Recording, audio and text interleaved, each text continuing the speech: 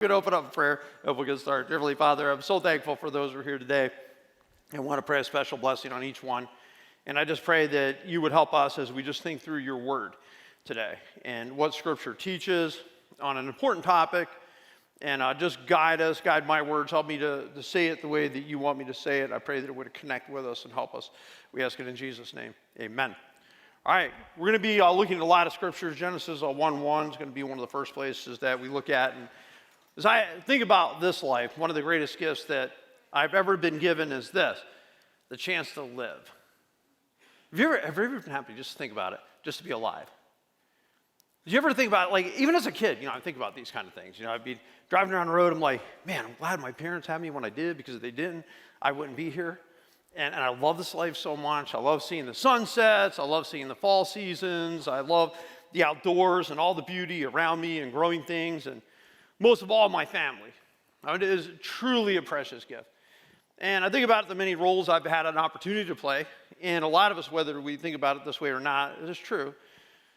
We have certain roles in life. And I've had the role of a son. I've had the role of a brother.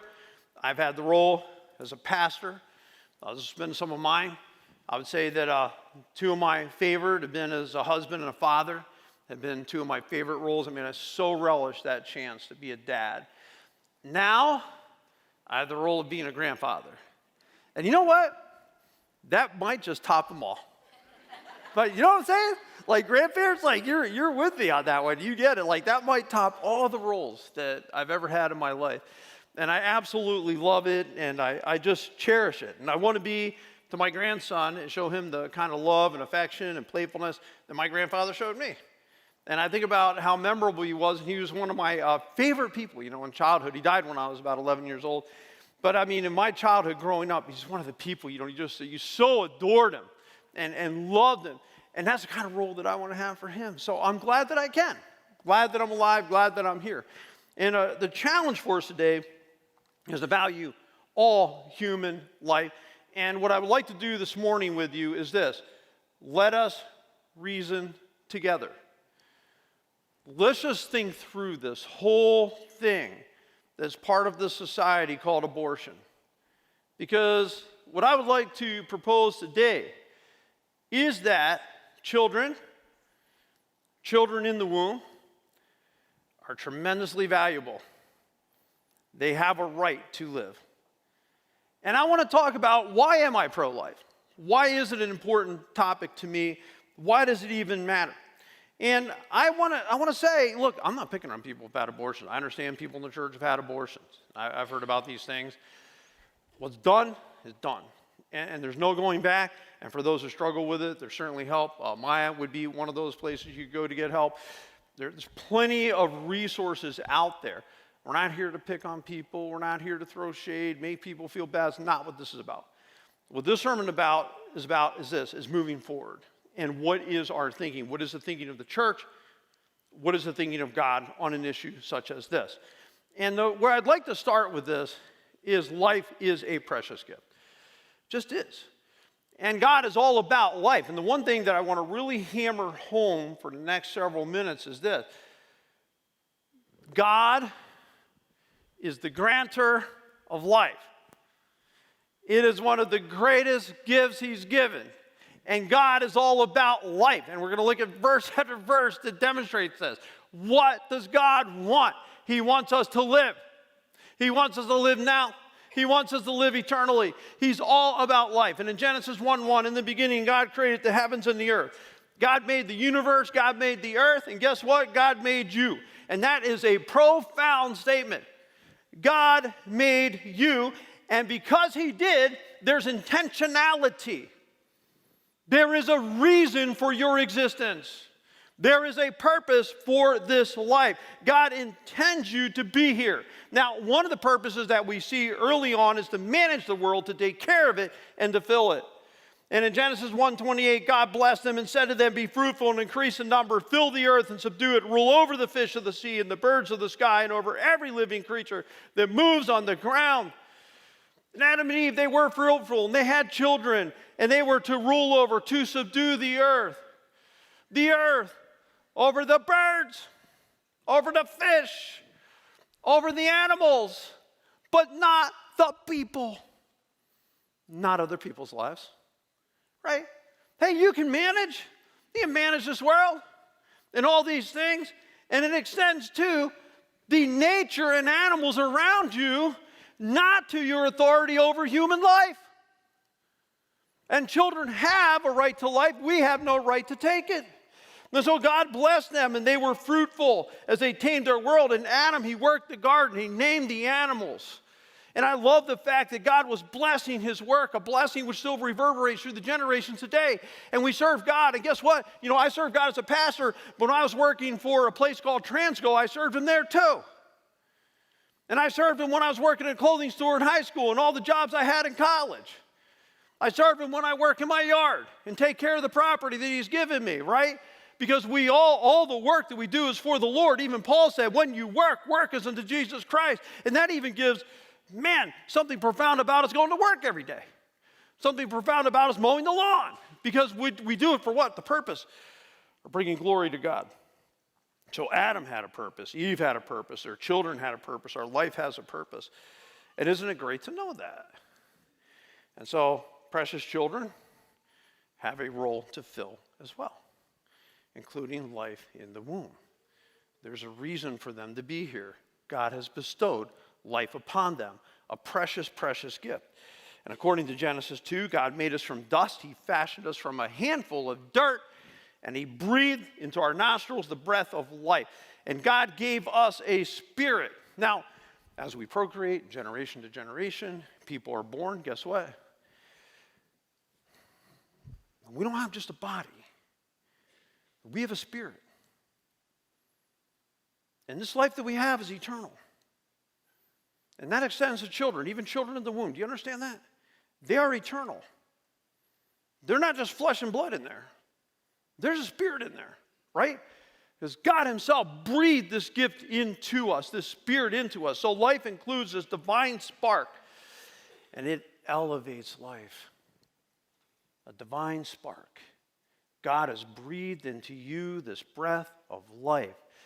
And so we cherish it. And we understand that it's special. No matter what, it is an absolute gift. So is God concerned about life and life today? Absolutely. In the garden were two specific trees. The tree of the knowledge of good and evil. And what was the other tree? The tree of what? Life.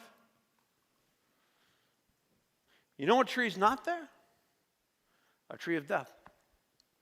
That's not there. But there's a tree of life there. Why? Because life is something that God has given us. He's the first cause. And let's face it, if it wasn't for him, none of us would even be here. Right? Because it's God who gave us this gift of life. God who has put us here. Jesus Christ.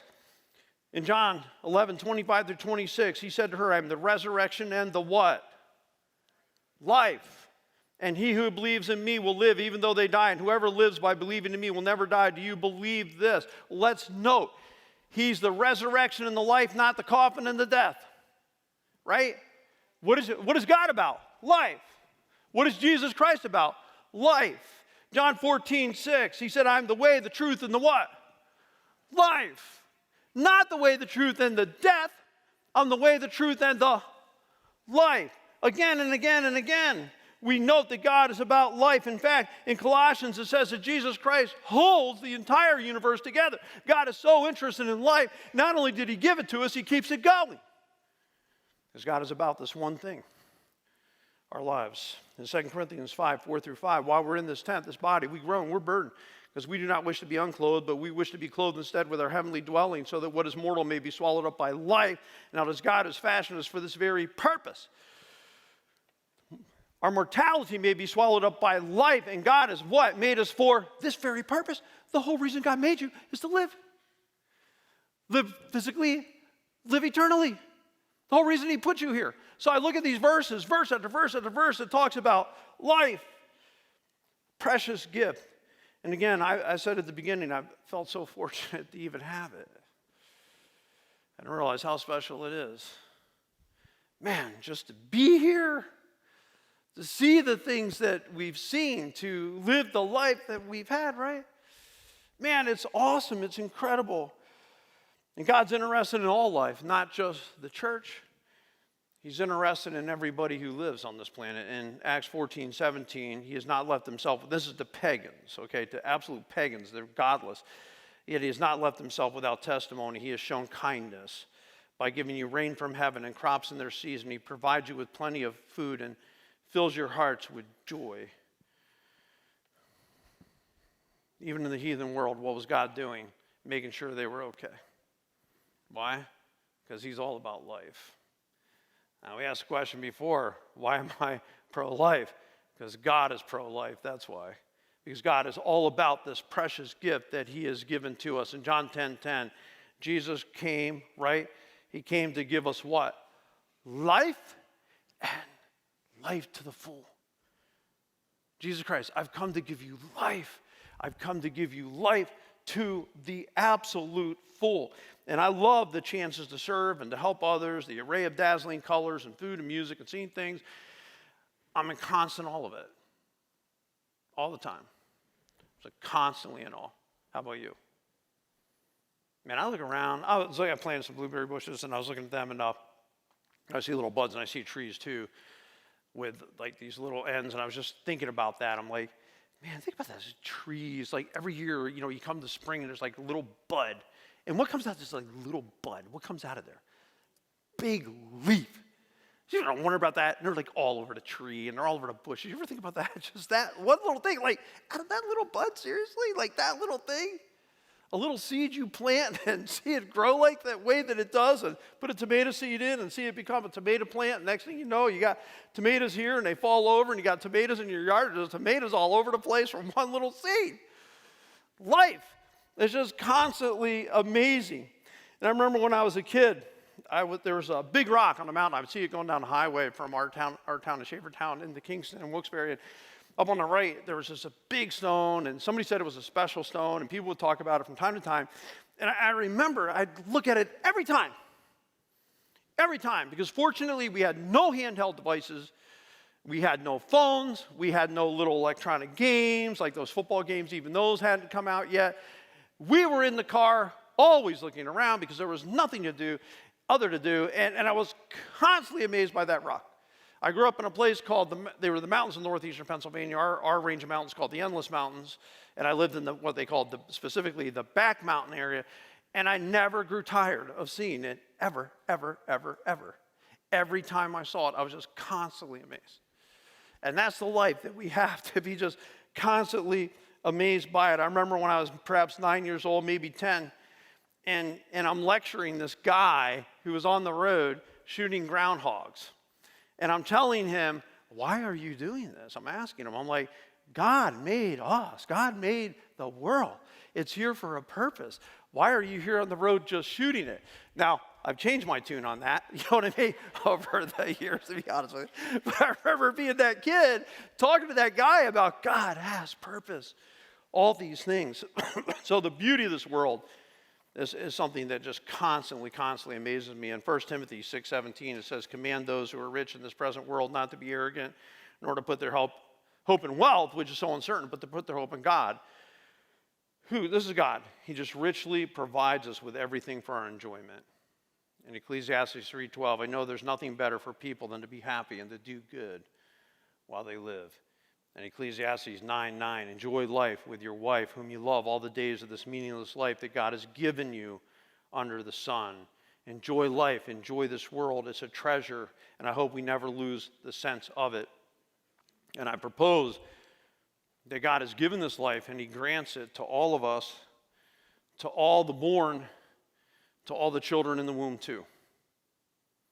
They have the same gift of life that God has given and God has created, and it's precious. Precious, precious, precious, beyond our imagination.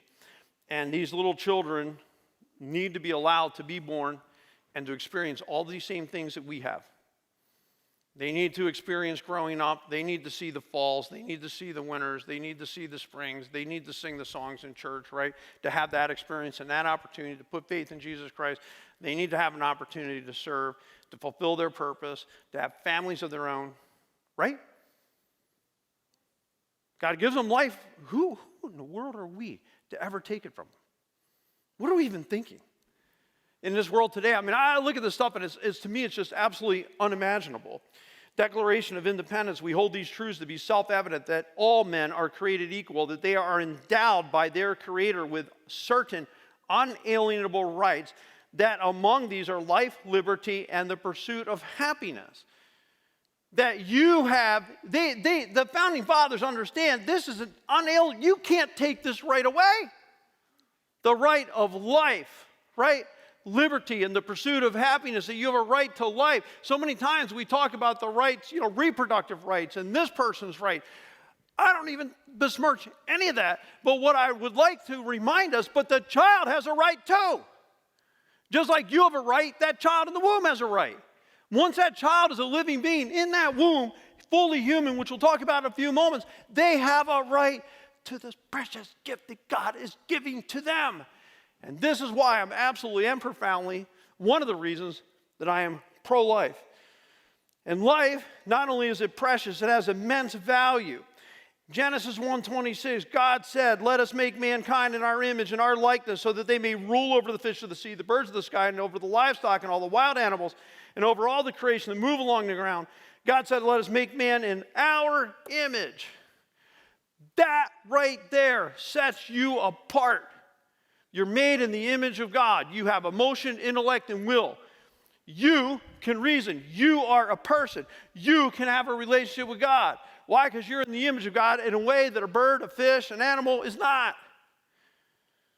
They're not even close to as valuable as what you are. In fact, because of the image of God in man, because of the deep significance of this, in Genesis 9:6, whoever sheds human blood, by human shall their blood be shed. Why? For in the image of God, God has made mankind. Therefore, don't you dare take another human life, because that life is made in the image of God. And once that life is in the image of God, the value is absolutely profound. I don't even know if we understand how profound and how valuable your soul is. But I'll tell you this, it's valuable enough that Jesus died for it. And he shed his precious blood for it. You're that valuable that God so loves this world that he doesn't want any to perish. Right? Whoever believes in him will not perish. And these little precious children need that right to come and hear this news and be a part of this. And we cannot forget that life belongs to God, including those children in the womb. They're his.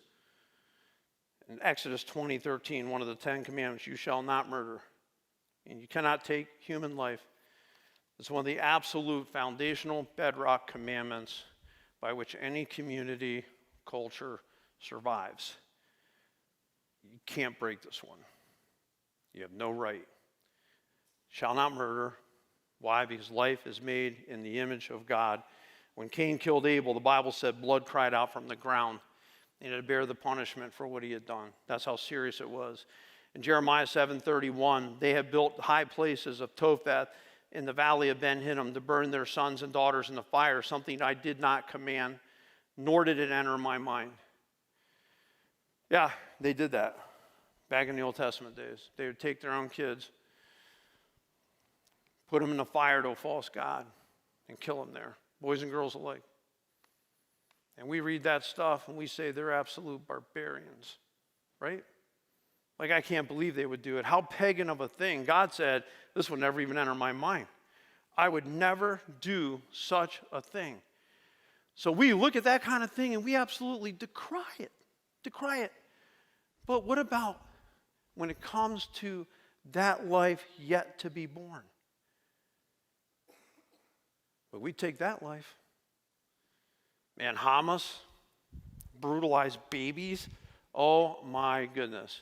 We are outraged. And we should be. We should be outraged at that. How dare you touch a baby, right? That's one thing, an adult. You touch a kid, almost everyone in this country can't stand bad things happening to kids. And I'm telling you, this is way across the board. I think all of us, doesn't matter what side of the aisle you stand on politically in this world or anything else, Everyone here in this nation, I know it for a fact, wants to protect kids. Is this not the case? Over and over again. Man, a baby gets killed, something like that. How dare you? But we forget that the baby who's alive was the baby in the womb, the same person. Do you understand? And to do violence there, what's the difference? I mean, all you're doing is winding the clock back a little bit. It's the same thing. Do you understand? We cannot commit violence against children in the womb. You're way too valuable for that. And sometimes I fear that we've become conditioned by all the violence on TV to start getting used to it. Right? I mean, the John Wick type movies. I remember Lethal Weapon years ago. I was abhorred by it, but I'm like, man, they kill cops like nothing in this movie. Like it's nothing. Christmas time, boom, boom, just needlessly killing cops just to kill. And I remember thinking about it, like, man, it's so violent. I mean, just violence for violence sake. And it hasn't stopped. By the way, I mean, Hollywood is still producing violent movies. Do we become conditioned to it? And somehow, yeah, that's just how it is. Have we become conditioned to this concept of abortion? Because this is something that we shouldn't become conditioned to, something that shouldn't be okay, and a number we shouldn't become callous to. Over 18,000 babies were aborted in Ohio in 2022. In one state. 18,000. Now, would anybody with a rational mind ever argue that these were all rapes, incest, and medical crises? You know they're not. And by the way, people argue abortion's okay, and issue 1 and all this stuff, and blah, blah, blah, got to protect moms and medical conditions. Everyone protects moms and medical conditions. It's not an issue no matter what side you're on. It's never been an issue. It's not an issue. It's not going to be an issue ever. That's not what's happening here. This is birth control type of stuff. This has gotten way too easy. 18,000 plus in 1 year in this state. And we're not outraged by this? Like no one's thinking about this? This has become like nothing to us? 18,000 people die and anything else? We're going to be freaking out. Do you understand? But somehow, if it's life in the womb, that's okay when it becomes that. And I'm saying, man, we got a way big dichotomy in our thinking. If you would say that child just born, you'd be abhorred if it happened, but it doesn't matter at 8 months, 7 months, 6 months, 4 months, 3 months. Come on, man. What are we thinking? What are we doing to ourselves? Life is precious. Life has value because it is in the image of God. Therefore, we have no right to take life. And that child in the womb starts at conception because God knits us together in the womb. He doesn't start working on you when you were born. His touch is on the child all the way along. The child in the womb is not just a fetus, not just a ball of cells, which they try to sell you on. It's life. Do you understand? It's human life, right? 100% human. 100% in the image of God. 100% valuable. This precious life in the womb. Listen to these verses now of what God says. Isaiah 44:2. This is what the Lord says. He who made you, who formed you in the womb, and who will help you. Do not be afraid. The one who formed you in the womb. Isaiah 49:5. And now the Lord says, he who formed me in the womb to be his servant, to bring Jacob back to him and gather Israel to himself. He who formed me in the womb. Jeremiah 1:5. Before I formed you in the womb, I knew you. Before you were born, I set you apart and appointed you as a prophet to the nations. Before you were even born, I formed you in the womb. Psalm 139:13-14. You created my inmost being. You knit me together in my mother's womb. I praise because I'm fearfully and wonderfully made. Your works are wonderful. I know that full well. You created my inmost being. You knit me together in the womb. When Mary was pregnant with Jesus, and Elizabeth was pregnant with John the Baptist. Remember that? John the Baptist is in the womb. Mary, with Jesus in the womb, comes into the presence of Elizabeth. And what happened to John the Baptist? Remember? He leapt in the womb. Because guess what? He wasn't John the Baptist when he was born. He was intended as the forerunner of Christ all along. From the time he was conceived on, he had a purpose for living, intended to be John the Baptist. Jesus Christ did not become divine when he was born. He was divine in the womb. That's why John the Baptist leapt, because he realized the dignity of the person in whose presence he was in, even in the womb. God formed you there. And I know, may not be a popular stand today, and the majority seem to be, in this country and even in the state, seem to be okay with abortion. But I'd like to remind you, the majority used to be okay with enslaving blacks too.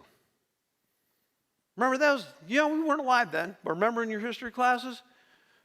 Vast amounts of people were okay with that. And you know what? They would even have preachers come out in favor of that. Now, as history looks on it, what does that look like? That looks downright awful. Why? Because those people, black, white, whatever nationality, are, guess what? Equally human. And as they're equally human, they have full equal rights to the rest of us. Right?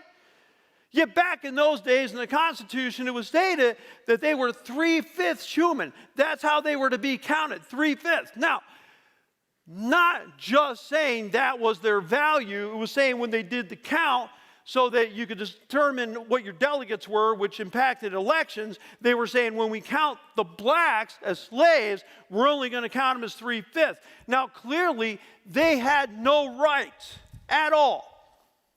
Could not vote at all. Decided, I believe, it was the Dred Scott case, and when he was trying to argue for his freedom, because he had been in free states and slave states, and his owner died in like Mississippi or Missouri or wherever it was. So they bring to the Supreme Court, hey, I want to be free. You know what they told him? You have no rights. What? You have no right. How embarrassing a position that is today for anyone. I wonder what they think about it looking back in history now. How embarrassing that you would ever state that this person has no right, not as fully human as someone else. The Nazis would call the Jews rats. Why? They devalue them. And when you devalue humanity, then what you do, all kinds of atrocities can happen after that because you have devalued the life. And what I'm suggesting is because we are devaluing the life in the womb, calling it something that's less than human, less than fully life, it allows all kinds of atrocities to be committed to these children in the womb. And that, someday, Lord willing, is going to be the way wrong side of history. And I'm not afraid to stand up and say, no, rights must be extended. I'm pro-life because I'm pro them having rights, just like I do. I think it's the only fair and reasonable position that you can have in light of the fact that God made us, in light of the fact that our life has tremendous value, in light of the fact that God was creating them in the womb. There's no other position to have. So we must take a strong, this is why I'm pro-life, this is why I'm strongly standing on it. And even in our society today, if you kill a pregnant woman, you're going to get a double homicide. That baby dies, that's 2 counts.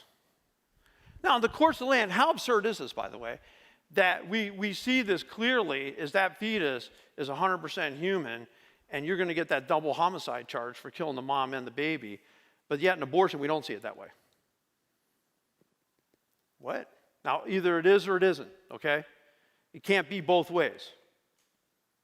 But the fact of the matter is, we all know that that's a life in the womb. And when a mom's pregnant, you know what? She's typically going to the doctor. She's getting regular ultrasounds. There becomes a period now, man, you're going to see a doctor every week. You're getting the prenatal vitamins and everything. Something happens to that child, why don't you just walk right up to somebody who has a miscarriage, something happens to that child and say, well, it wasn't really human. I dare you. I dare you to say it. And you know what? They'll probably spit right in your face. They would be so deeply offended that you could even suggest that their child in the womb was any less than fully human. You can't wait to meet that kid, right? The whole way through, it's a treasure and precious because that's the right position to have. That's normal, right? Looking at it as anything less than human is not a normal position, and is certainly not a God position. So again, life has this tremendous, precious, and it has value, and it begins at conception. Now, when I saw Zeke for the first time, I'm going to tell you what, my grandson, sacred moment. You know, I'm like, sacred. That kid is so cute. I can't even imagine the right to snatch his life away. That little kid's so cute. When he gets excited, he waves his arms. He's over here at trunk or treat, and I'm carrying him, and he sees the bubbles. His little arms going like this, and I know he's excited. We were doing a videotape the other day, my wife was, and we let him crawl in the leaves, and he's crawling around in the leaves, and he looks, and he's excited because his little arms go like that. And you know what he saw? Me. And that's why he was excited. And he comes crawling over on the grass to me, and he comes up, and he grabs hold of my knee, and he props himself up, and he goes like this. Field goal. He's watching Hopkins. He knows he's good. You know what I'm saying? No, I'm just kidding. He wants to be picked up because right then as John, he's not even a year old yet. The connection, the bond, to be deprived of it, be heartbreaking. You understand the importance of this topic, why I'm pro-life, and why I'm absolutely voting no on issue 1. No, issue 1 is a bad issue. Even the governor of the state came out, it's bad. It will remove all laws that have been set in place, 24-hour waiting periods, parental notification, all of it. It's going to wipe out any safeguard that there's ever been put in this state. It will completely obliterate it. There is nothing to stop abortion all the way up to birth. This is a bad, bad amendment. And if that gets codified in a week and 2 days from now into the state law, there's not going to be anybody who's going to be able to touch it. And I look at it and say, well, no matter what that law says, I know my position is absolutely, I'm going to protect and stand up for life 100%. Therefore, again, I'm going to vote no on issue 1. And it's not a political issue. This is a moral issue and an ethical issue. Let's stand up as we close this time in prayer. Dear Heavenly Father, I thank you for this precious gift I was allowed to live. I've always been thankful for that. And I've always felt for all these little kids who haven't been allowed to live, haven't been allowed to see the sun and hear the birds and grow up and experience this world and experience you because we somehow thought it was okay to take their life. And Lord, I pray you forgive us for the deep stain on American culture, the deep stain on American history. And I pray that it will be eradicated and the people will stand up for the right of a child in the womb and understand that child is fully human, precious, and valuable. Help us, Lord, to have a change of heart in this country when it comes to this. And not only this country, countries around the world. And I hate to think that America, we're one of the worst countries on the face of the planet when it comes to this issue. Only the most notorious and reprehensible countries on the planet, a couple of them are worse than us. And Lord, it's hard to believe we've come to this place and our eyes have been so shut to it. But God, open our eyes. For those who have been in this place, they've made this decision. I pray they'll be able to come to you and find resolution there. But for this day going forward, I pray that our stand will be for righteousness. Help us. We ask it in your name. In Jesus'